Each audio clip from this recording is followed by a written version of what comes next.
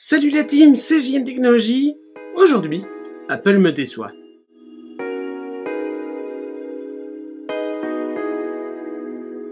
Et oui les amis, Apple me déçoit. Avant, j'étais Apple addict. J'ai un iPhone, j'ai un iPad, j'ai un iPod, j'ai un iMac, j'ai un MacBook, j'ai une Apple Watch. J'étais Apple addict. Quand un produit sortait, je voulais l'acheter. Je le voulais car j'adorais Apple. Maintenant, je suis Apple user, je ne suis plus Apple addict. J'adore les autres appareils, j'aime bien tous les appareils.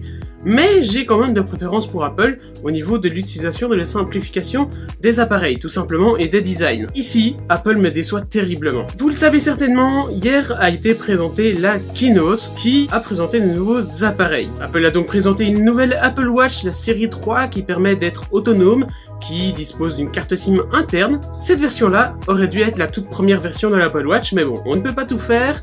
C'est bien qu'Apple l'ait sorti, mais moi, ça me laisse sur ma faim. Ensuite, Apple a présenté la nouvelle Apple TV, qui est au prix de 200 €. C'est le prix des Apple TV. Quoi de neuf? 4K HDR, juste ça.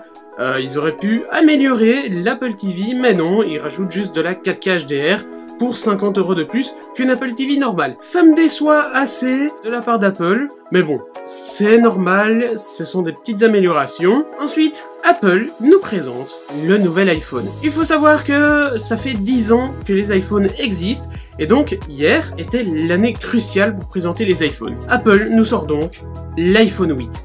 Je vois pas trop le concept, c'est Apple, hein. On a eu l'iPhone 2G, puis le 3G, puis le 3GS, donc une petite amélioration, puis le 4, 4S, 5, 5S, 6, 6S, 7, et normalement ça aurait dû être un 7S, et maintenant ils l'ont appelé iPhone 8. Cet iPhone 8 c'est un iPhone 7S en fait, c'est juste qu'ils l'ont appelé iPhone 8. C'est un iPhone 7 avec un châssis en aluminium, l'arrière est en verre, l'avant est en verre aussi. Il a été amélioré par rapport à l'iPhone 7, les prix sont pas excessifs, mais je m'attendais à mieux. Je pensais vraiment que c'était l'iPhone 8, l'iPhone des 10 ans qui était présenté. Mais pour finir, Apple nous a fait un One More Thing. Bel accent anglais. Je suis donc assez déçu de cet iPhone 7, même si il est assez bien quand même. Ce One More Thing nous apporte l'iPhone X, l'iPhone X, l'iPhone de 10 ans, appelez-le comme vous voulez, Apple l'a appelé l'iPhone X. Cet iPhone dispose d'un écran bord à bord. Ce qui me déçoit de la part d'Apple, c'est que toutes les rumeurs qui ont fuité sont réellement l'iPhone qui est sorti. Je me rappelle qu'en février, j'ai fait une vidéo sur les rumeurs de l'iPhone 8, et clairement, allez voir cette vidéo, c'est ce qu'ils ont présenté hier. C'est dommage, Apple n'a pas gardé le secret. Ils auraient pu faire des fausses rumeurs, et puis nous bluffer en nous sortant un appareil qui n'était pas censé voir le jour. Et donc, je ne suis pas du tout étonné de cet iPhone X. Malgré qu'il soit puissant, malgré qu'il soit borderless, Apple n'a rien innové, Apple n'a pas innové du tout. Ils ont juste pompé des concepts par-ci par-là. Les écrans bord à bord de chez Samsung avec les S8 et les Note 8, les écrans bord à bord de chez Xiaomi avec le Xiaomi Mi Mix et Mi Mix 2, Apple a pompé le concept bord à bord. C'est bien qu'ils s'y mettent, mais ils auraient pu faire quelque chose de neuf. Ensuite, concernant cet iPhone X, il n'a plus de Touch ID, de capteur d'empreinte. Ils ont remplacé ça par le Face ID. Le Face ID, c'est quoi? C'est une détection des visages. Ça existe sur Android, même si sur Android c'est tout pourri. Apple a sorti ça. Un petit peu innovant, mais sans plus. Je suis pas fan du tout. Mais bon, Apple l'a sorti sur cet iPhone 8, et le design est totalement ce qu'on avait vu. Ils ont juste bougé la caméra de 90 degrés. Voilà. Les Apple addicts vont me dire que je suis trop méchant vers Apple. D'ailleurs, Apple a ajouté la recharge sans fil sur cet iPhone 8. Et encore une fois, ça existe depuis des années avec le recharge QI.